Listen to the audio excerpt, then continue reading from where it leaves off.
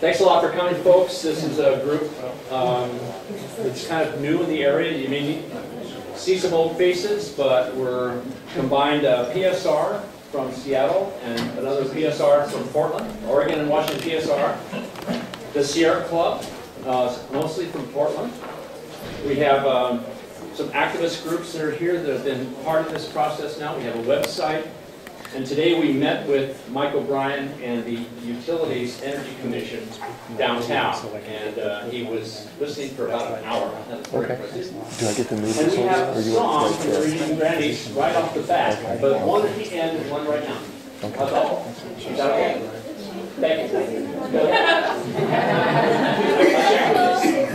We've only been doing this for the Hanford cleanup for at least 15 years, 20 years. Anybody know how long? I mean, At least 20. at least 20. Oh, Yeah. You were doing it when I got it.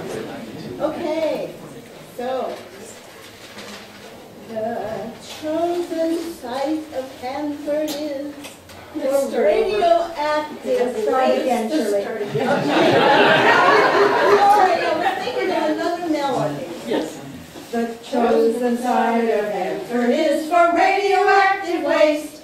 It mixes in our water and we all can have a taste. The river called Columbia is about to get some too. Nuclear soup for me and you. Leaking tanks forever. Leaking tanks forever. Leaking tanks forever. Plutonium makes us strong. We have so little money for cleaning up the mess. We're spending it on armaments that bring us happiness. So what's a little poison when you mix it in your tea? It builds the economy. Leaking tanks forever. Leaking tanks forever. Leaking tanks forever. Plutonium makes us strong. Thanks a lot.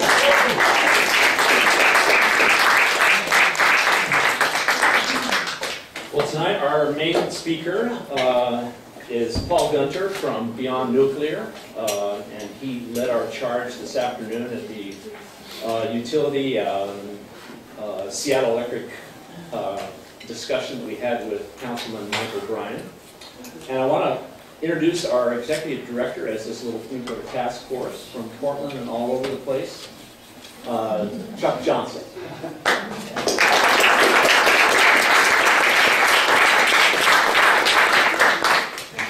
I'm not an executive director, but I am the director of the Joint Task Force on Nuclear Power for Oregon and Washington PSR. And as Tom was saying earlier, a lot of groups have gotten organized since the Fukushima accident really made clear to us just how dangerous nuclear power plants are. We knew the potential was great, but after Fukushima we knew that it was something that needed much greater attention than we've been paying, with 104 nuclear power plants in the United States, and one of them in our neighborhood at Hanford, the Columbia Generating Station, the last remaining nuclear power plant in the Pacific Northwest. Formerly known as Whoops 2, for those of you who've been around long enough, the Washington Public Power Supply System plant number 2. We're the only one of the 5 that they were successful in completing. It's been in operation for 30 years. And they just got a relicense that allows them to operate 20 years beyond its designed length of time for a total of 30 more years. Their license, they got the relicensing 10 years in advance. They were scheduled to shut down in 2023. Now it's 2043. There are a number of problems with this plant. And Paul Gunter is going to address one of the main ones that he's been working on tonight. But we hope that you'll listen to this, that you'll sign up on the sign-up sheet so that we can stay in touch with you. The Seattle City Light is a co-owner of the Columbia Generating Station, as the nuclear plant is now called, euphemistically somewhat, since it doesn't have the word nuclear in its name any longer. Because Seattle City Light and 26 other utilities that are part of Energy Northwest own this plant, they also have the ability to shut it down if they made a joint decision to do so.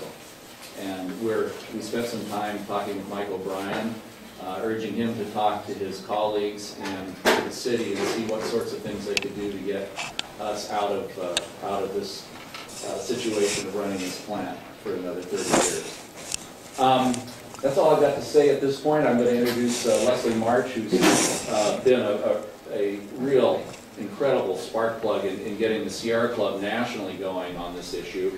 And she's going to talk to you about that. She lives in Portland and has been working with us on this as well.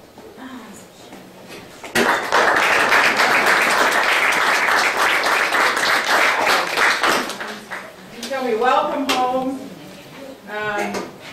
Up until about 8 years ago, my mom lived over here on 25th Avenue Northeast. I walked by this church I don't know how many times when I was here in the district and going to college at the University of Washington, so I feel really comfortable here. I've never been in this church, but I feel comfortable. But anyway, I'm Leslie March, and I'm working on the Sierra Club Nuclear Free campaign. It's, you hear about the coal campaign and different things, but this is an all-volunteer campaign, and we have a group of about 14 people that are a national steering committee, and we are meeting weekly, and we have about 80 people in states all across the country that are Sierra Club members that are working on nuclear issues. And my particular issue has always been Hanford, because my great-grandfather founded the town of Hanford. And my family left Hanford before the Manhattan Project took over, but I have since interviewed and have gotten to know a lot of the Hanford pioneers. And, that wasn't the dream. The dream was these people, went there and built their orchards and their farms up and had them taken away and contaminated the land. For John Greyhawk is here, they desecrated what had been Native American land. So I've always been upset about Hanford. Now CGS doesn't make any sense to me. And we've started this campaign talking about how it's dirty, it's dangerous, it's expensive. And I noticed that our national partner, Beyond Nuclear, also thinks the same thing. And I used to be a vice president at Bank of America, among other things. And so I know when something doesn't pencil out, and the risks that are at Hanford just already from the radioactive waste that they don't know what to do with, or they don't know how to take care of, added to the potentials at CGS. I mean, you've got kind of a double whammy there. If something happened at Hanford, it could affect CGS and vice versa. So we're really feeling strong about this movement. We're going to try to shut down CGS, as we're calling ourselves, the Shut Down CGS Coalition. There's a handout on the tables. Pick it up. If you're interested in working with us, we have a website now, and there's phone numbers of people who a local person talked So I can go either side. earlier, and also Chuck and I's phone numbers, and you can contact us, and we'd be glad for your help. So now I'd like to introduce one of our partners from Portland, a new organization that I also belong to called No Nukes Northwest. It's Miriam Jordan.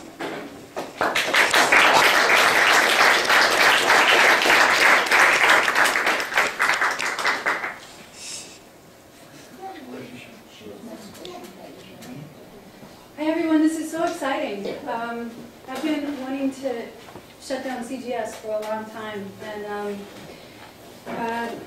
No Nukes Northwest came about from a friend of mine in our Occupy movement in Portland last year, who's also from Tri-Cities originally, and her mother died of cancer. Her father has some serious illness. 13 of her friends have died of breast cancer. And she came to me last year during Occupy, and she said, "Can you do anything about Hanford?" I said, I think at the time, the only thing we can do about Hanford is to teach people that Hanford exists. She said, said, well, who doesn't know it exists? And I said, let's do a study.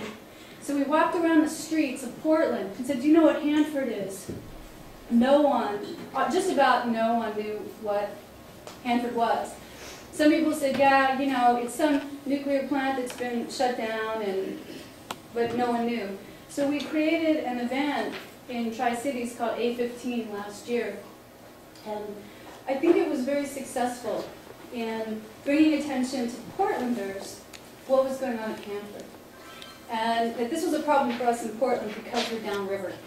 And anything that happens, aside from all of our relations, you know, the trees, the sky, the birds, the animals, just people, our sisters and brothers everywhere, it would also affect us physically where we are. So we put A15 together, and then we decided that we were going to focus on no nukes. And we created No Nukes Northwest.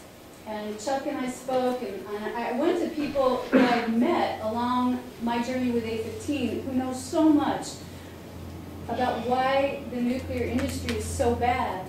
And I said to Chuck, can we do something about CGS?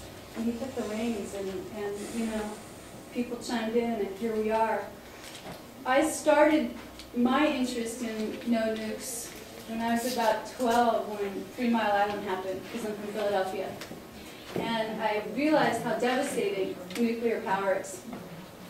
And at this point, this is like, if I can do one thing in my life, it would be to educate one more person about the dangers of nuclear power, which is why I'm so excited to see everybody here tonight. And I encourage you all to do the same thing. Along my way, I met Paul Gunter. And I had questions, and I needed to know who to ask these questions to because they were far beyond my education in nuclear conversation. And Paul was so fantastic, talking to me through emails, on the phone. His wife was so incredible, getting back to me about different facts I needed to know for A15. And I found out, you know, Paul's been doing this work for 36 years, I believe that's the number, yeah? And one of the reasons I love Paul is that on our way, we had a van load of people to protest CGS. And I needed Paul to explain to the van load of people from No Nukes Northwest why CGS was so dangerous regarding the vent or lack of vent systems. So we put Paul on speakerphone in the van. There's all this noise, you know, and Paul says to everybody in the van, a squirrel could trip a wire and take down the grid. And if that happens, then he explained the backup system to CGS and the cascading, you know, list of events that would occur from that. And everybody in the van was like, wow, man, a squirrel could do that. A balloon could do that. And now we know about the earthquakes. So I'm grateful to Paul for doing what he does basically 24/7. So I'm going to introduce Paul from Beyond Nuclear and have him come and educate me and everyone else tonight. Okay. Thanks, Paul. Thank you.